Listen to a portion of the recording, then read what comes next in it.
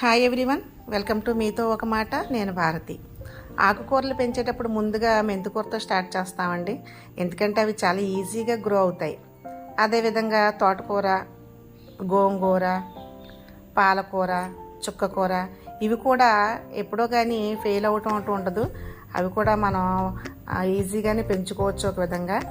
అయితే కొత్తిమీర విషయానికి వచ్చేటప్పటికి మాత్రం చాలామంది ఫెయిల్ అవుతున్నాం అంటారు. నేను కూడా చాలాసార్లు ఫెయిల్ అయ్యానండి విషయంలో. ఈసారి మాత్రం కొంచెం శ్రద్ధ తీసుకొని సాయిల్ మిక్సింగ్ విషయంలో ఏంటి, సీడ్స్ విషయంలో ఏంటి, కొన్ని జాగ్రత్తలు తీసుకొని వేయటం జరిగిందండి. ఇదిగో ఈ విధంగా చక్కగా పెరిగింది. ఒక విధంగా సక్సెస్ అయ్యానమాట. మనం నిరుత్సాహపడకుండా ప్రయత్నం చేస్తూ ఉంటే ఇలా ఏదో ఒక రోజు సక్సెస్ అవుతాం. ఏమంటారు? Thank you for watching.